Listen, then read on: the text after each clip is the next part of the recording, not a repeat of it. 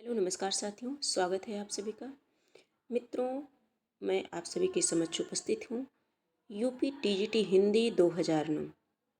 UP TGT Hindi 2009 में आए हुए जो संस्कृत साहित्य एवं व्याकरण से प्रश्न थे, उन सभी प्रश्नों को लेकर के मैं आप सभी के समक्ष पुनः उपस्थित हूँ।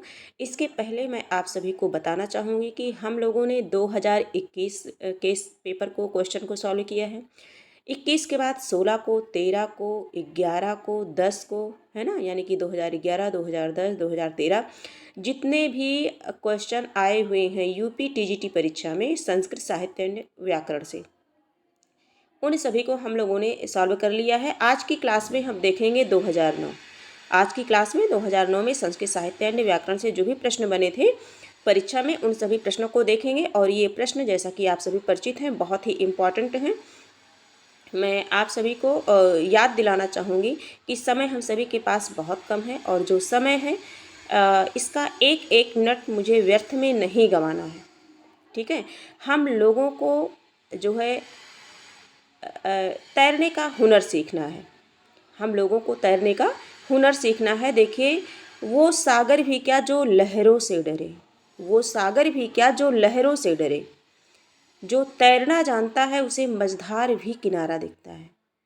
तो हम सभी को तैरने का हुनर सीखना है, किनारा अपने आप मिल जाएगा।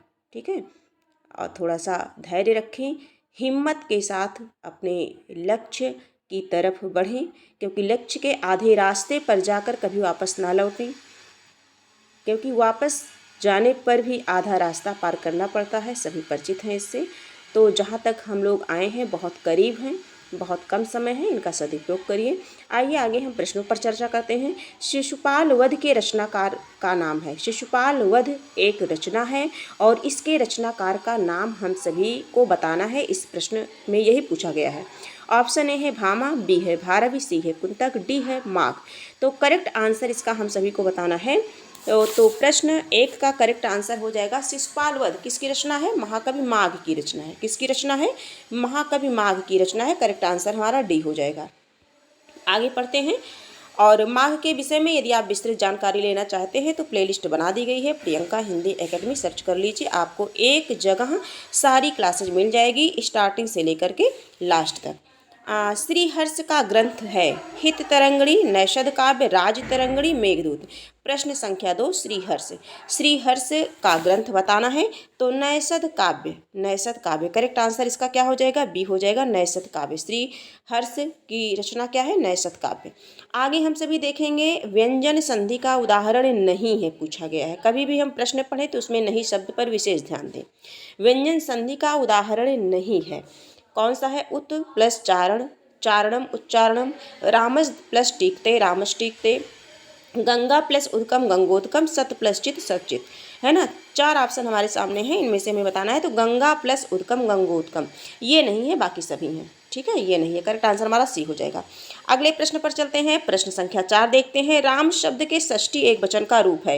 राम शब्द के षष्ठी एक वचन का रूप है। 4 ऑप्शन है हमारे सामने, इनमें से करेक्ट आंसर बताना है। तो षष्ठी विभक्ति एक वचन में, तो रामस्य क्या हो जाएगा? रामस्य। करेक्ट आंसर हमारा बी हो जाएगा। प्रश्न संख्या 5 देखते हैं। पट धातु के वर्तमान काल में मध्यम पुरुष के एक वचन का रूप है। पट धातु वर्तमान काल मध्यम पुरुष एक वचन का रूप है।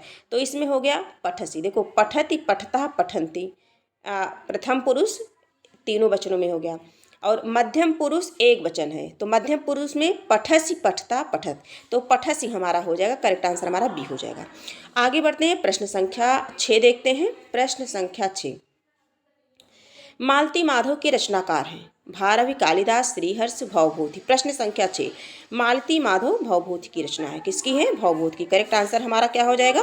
डी हो जाएगा। इत्यादि का सही संधि विच्छेद है। चारों ऑप्शन है हमारे सामने, हम देख सकते हैं इसे। इति प्लस आदि होगा। क्या होगा? इति प्लस आदि। तो इत प्लस आदि किस ऑप्शन में है? हमारा सही शुद्ध शब्द है, तो डी ऑप्शन में। करेक्ट आंसर हमारा डी हो जाएगा। क्या बनेगा? डी बनेगा। अगला है तेजोमय का सही संधि विच्छेद है। तेजोमय का सही संधि विच्छेद है तेजः प्लस ओमय, तेजः प्लस अमय, तेजः प्लस मय, तेजो प्लस मय।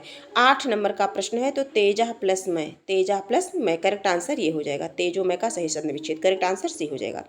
अगले प्रश्न पर चलते हैं। प्रश्न संख्या 9, रघुवंशम किसकी रचना है? व्यास, बी ऑप्शन है भरत मुनि, सी है कालिदास, डी है चाणक्य। 9 नंबर का जो प्रश्न है इसका करेक्ट आंसर हो जाएगा रघुवंशम। ये महाकाव्य है किसका? कालिदास जी का है। इनका अभिज्ञान शाकुंतलम नाटक बहुत ही प्रसिद्ध है, बहुत इंपॉर्टेंट है। 10 नंबर का प्रश्न है, रमा शब्द के रूप की सप्तमी विभक्ति के बहुवचन में होगा? रामाशु, रामाराम, रमयो, रमायाम। 10 नंबर का प्रश्न है, इसका करेक्ट आंसर हम सभी को बताना है, तो रामासु है ना। सप्तमी विभक्ति के बहुवचन में सु लगता है, रमासु क्या हो जाएगा? रमासु, करेक्ट आंसर हमारा ए हो जाएगा। अब इस प्रकार से देखिए, आप देख सकते हैं धातु में किस तरह से पूछा गया है, रचनाएं किस तरह से पूछी गई हैं, विभक्तियां किस तरह से पूछी गई हैं, तो ये आप सब देख सकते हैं और इससे अंदाज़ा लगा सकते हैं कि आपकी तैयारी कितनी है और कहाँ अभी जो है कमी रह गई है, जिसमें आप सभी को और मेहनत करनी है। अगला देखते हैं, अस्मद या युष्मत का भी आप याद कर लीजिए, इसमें से जरूर प्रश्न बनता है। तो अस्मद शब्द के तृतीय विभक्ति के रूप हैं। अस्मत् के तृतीय विभक्ति के रूप हैं। 4 ऑप्शन है, इनमें से बताना है कि कौन सा हमारा सही है। तो प्रश्न संख्या 11 है और इसका करेक्ट आंसर हो जाएगा मया आवाभ्याम अस्माभि। तृतीय विभक्ति की बात हो रही है तो अस्माभि है ना, करेक्ट आंसर हमारा बी हो जाएगा। आगे हम सभी देखेंगे मया आवाभ्याम अस्माभि। 12 नंबर का प्रश्न है, मार्ग के दोनों तरफ वृक्ष है। मार्ग के दोनों तरफ वृक्ष है का संस्कृत में अनुवाद है, तो इसका करेक्ट आंसर हो जाएगा मार्गम उभयतः वृक्षा शंति। उभयतः माने चारों तरफ, मतलब दोनों तरफ। मार्गम उभयतः वृक्षा शंति यानी कि मार्ग के दोनों तरफ वृक्ष है, करेक्ट आंसर हमारा ए होगा। 12 का करेक्ट आंसर ए होगा। 13 नंबर का प्रश्न है, महाकवि कालिदास किस अलंकार के लिए प्रसिद्ध है? तो एक है उपमा कालिदासस्य भारवे अर्थ गौरवम दंडिना पदलालित्यम माघे शंति त्रयोगुणा, है ना। ये एक श्लोक है, कई बार आप सबसे चर्चा की गई है, पढ़ चुके हैं आप सभी। तो महाकवि कालिदास किस अलंकार के लिए प्रसिद्ध हैं? तो उपमा के लिए। किसके लिए प्रसिद्ध हैं? उपमा कालिदासस्य, कालिदास उपमा के लिए प्रसिद्ध है, करेक्ट आंसर ये हो जाएगा।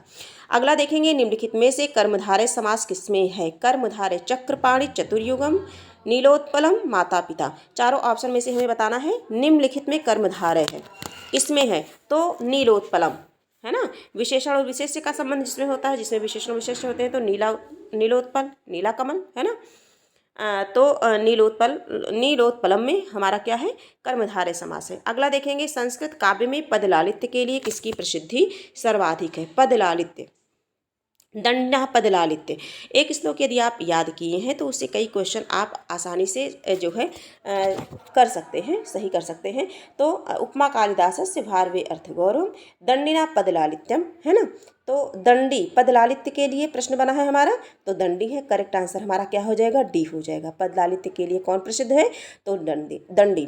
तो इस प्रकार से आज की क्लास में हम लोगों ने टोटल 15 प्रश्नों को देखा और ये 15 प्रश्न जो है संस्कृत साहित्य रचना एवं रचनाकार और जो भी व्याकरण है उन सबसे जो है लिए गए प्रश्न हैं ये।